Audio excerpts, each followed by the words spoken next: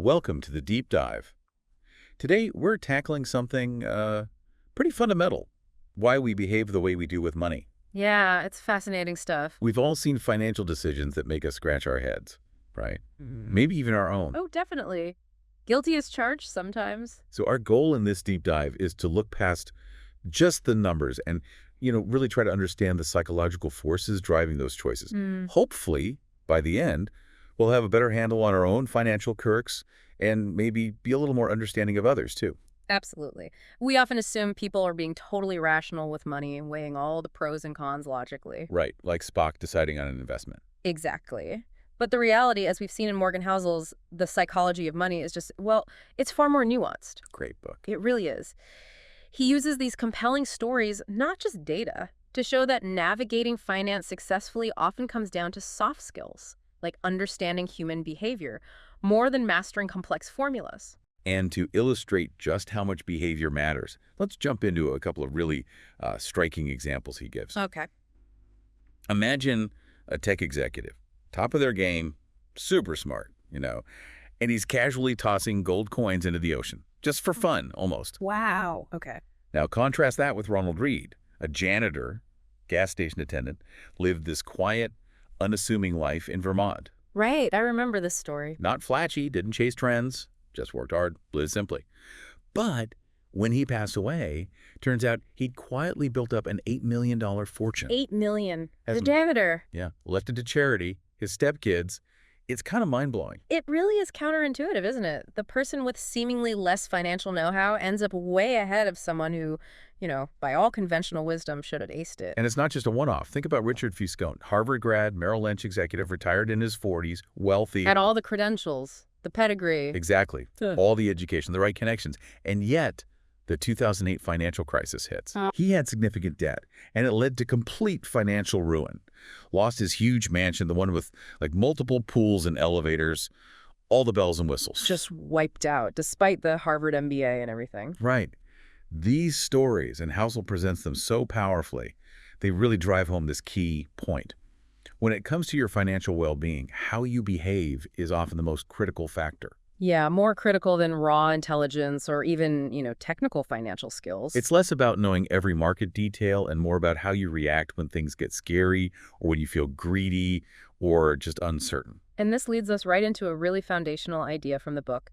No one's crazy. I love that chapter title. Me too. It's a statement that really pushes us to reconsider judging financial actions that seem, irrational on the surface. So what's the core idea there? The core idea is that each person's understanding of how money works, their whole financial worldview, is deeply, deeply rooted in their own personal experiences. Okay, let's unpack that. Housel makes this point that your personal history with money, which might early be this tiny, tiny sliver of all of global financial history, he says 0.000001%. Which is basically nothing, statistically speaking. Right.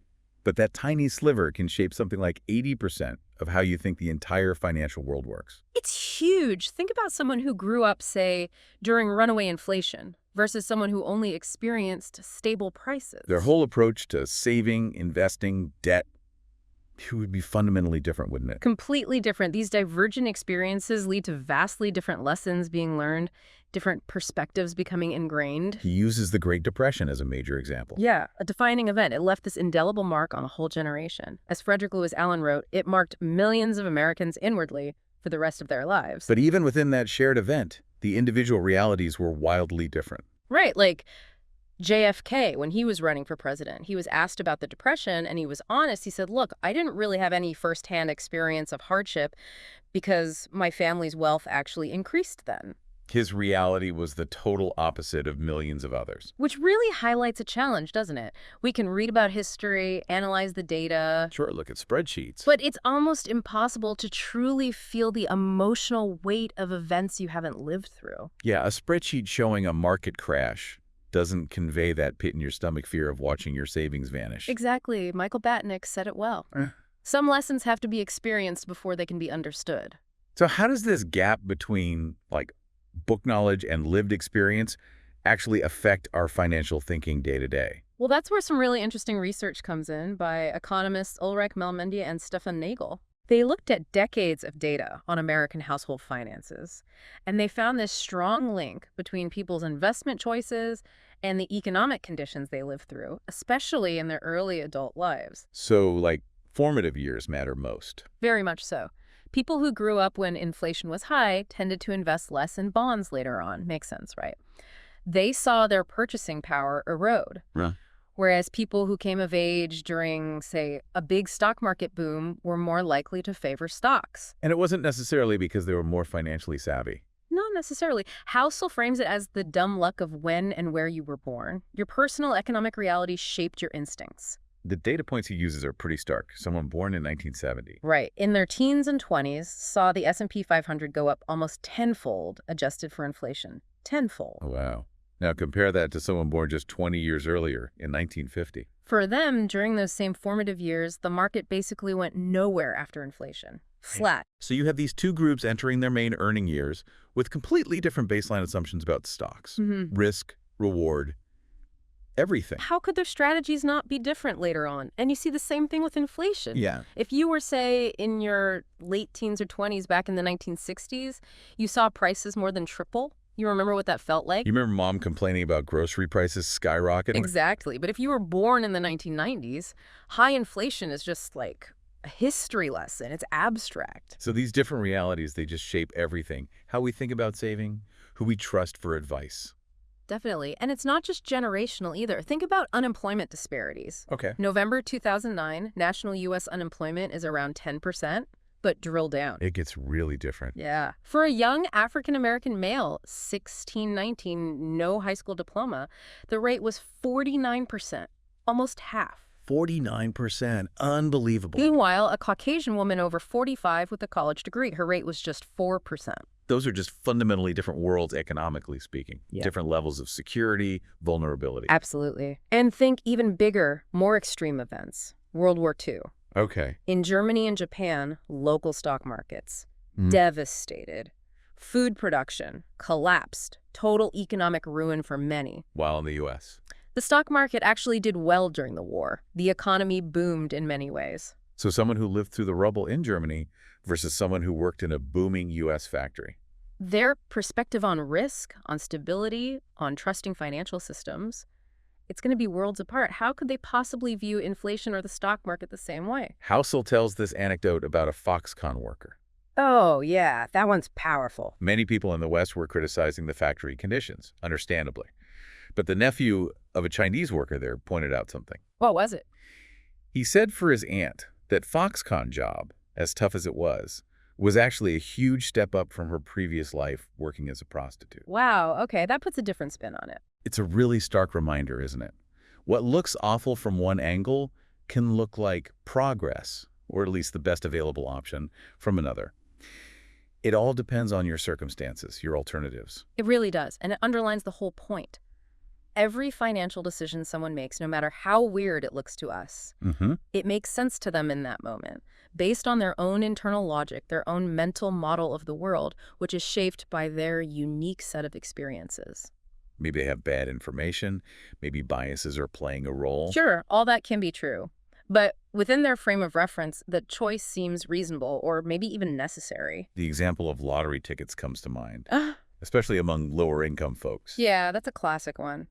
Rationally, spending a chunk of your limited income on something with such terrible odds seems, well, crazy. You could use that money for rent, for food. Exactly.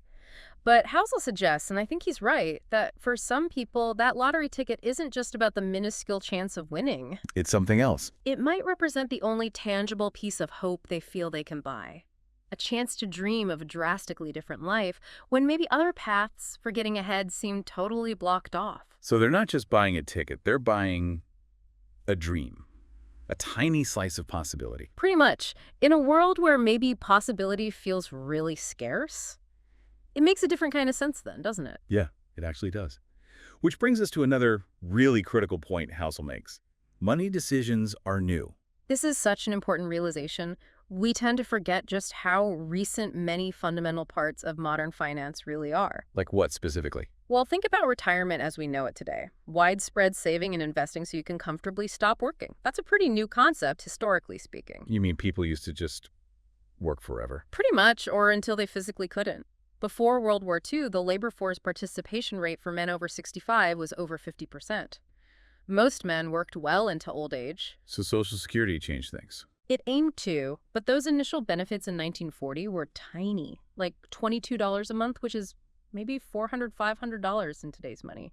Not exactly a comfortable retirement. Wow, okay. It wasn't until the 1980s that the average Social Security check for retirees finally crossed the equivalent of $1,000 a month, adjusted for inflation. And poverty rates for seniors were high for a long time. Shockingly high. More than a quarter of Americans over 65 lived below the poverty line right up until the late 1960s. That's a very different picture of aging than we typically think of now. Totally different. And this idea that everyone had good private pensions back then, also mostly a myth. Really? Yeah, research shows that even in 1975, only about a quarter of people over 65 got any income from a pension. And even for them, it was only about 15% of their total income. So pensions weren't the main thing for most people. Not at all. There was a New York Times piece in 1955 basically saying people wanted to retire, but most just couldn't afford it. So when did this idea of a dignified retirement for everyone, funded partly by your own savings and investments, actually take hold? Really not until the 1980s. That's when it started becoming the mainstream expectation. And the tools we use for that are even newer. Exactly. The 401k, that bedrock of American retirement, created in 1978. And the Roth IRA. 1998. These are infants in the grand scheme of financial history. So we're all kind of experimenting with these relatively new tools and concepts. How does that affect our ability to plan well? It makes it really challenging. We just haven't had generations building up collective wisdom on how to best use these things. We're learning as we go. Think about higher education, too. Yeah, another huge shift. The percentage of Americans getting bachelor's degrees has shot up since, say, 1940. But the cost. Oh, the cost has exploded. Tuition is up more than 4 times, even after adjusting for inflation. Which contributes to all the issues with student loan debt we see now. People making maybe poor decisions with loans because the whole landscape changed so fast. Exactly. We're navigating this relatively new terrain without, time-tested maps or clear guidelines. And it's not just retirement and college costs. No. Index funds, so common now, right? Less than 50 years old. And hedge funds. Really only took off in the last 25 years or so. Even widespread consumer debt. Mortgages, credit cards, car loans. That mostly became a thing after World War II. The GI Bill helped normalize mortgages, for example. Before that, mass borrowing like we see today wasn't really the norm. So we're dealing with a financial system that's dramatically different from what existed only a couple of generations ago. Right. Housel uses this great analogy. He compares us trying to adapt to modern finance with, the domestication of dogs. Okay, how did that work? Well, dogs have lived with humans for tens of thousands of years. Right. And they still have some wild instincts, things that aren't perfectly adapted to living in our houses. Sure, like burying bones in the sofa cushions. Exactly. But we've only had, maybe 50 or 60 years at most to really grapple with the complexities of modern investing, retirement planning, consumer credit. So compared to dogs adapting to us, we're absolute beginners with modern money. Pretty much. It's maybe unrealistic to expect us to have achieved perfect adaptation or purely rational behavior in such a short evolutionary or maybe cultural time frame. So this newness, combined with all the emotional baggage and personal history we bring to money, it creates this really complex, often challenging environment for making good decisions. We're emotional beings dealing with relatively new, complex systems. Okay, so let's try to bring this all together. The big takeaway seems to be that our individual histories, our personal experiences with money, they shape our financial psychology in really profound ways. Absolutely. What looks like a crazy or irrational financial move from the outside often makes perfect sense when you understand the unique experiences and perspective of the person making it. And layered on top of that is the fact that the whole system we're operating in retirement accounts, widespread investing, student loans, credit cards, it's all pretty new, historically speaking. Right. So we're all kind of novices in this game to some extent. Still learning, still adapting. And that insight, that's really the benefit for you listening right now. Yeah, understanding this power of personal experience, it can help you cultivate more empathy for why other people handle money the way they do, even when it differs wildly from your approach. And it can also give you greater awareness of your own biases, the lenses you're looking through based on your past. Recognizing that we're all navigating this relatively new world of modern finance can also maybe foster a bit more self-compassion. We don't always get it right because it's genuinely hard. Definitely. So here's something to really chew on after this. Take a moment and think about your own earliest memories or significant experiences involving money. Yeah. How do you think those formative moments, those early lessons, might still be influencing your financial decisions and your core beliefs about money today? And maybe ask yourself, what financial truths do you hold as completely obvious, things that just are the way things are? Right. And then try to imagine how those same truths might seem completely illogical, maybe even crazy, to someone with a vastly different background, different experiences. It's a really valuable exercise, I think. Helps you appreciate that unique personal lens each of us uses to view this whole complicated, fascinating, and sometimes perplexing world of money.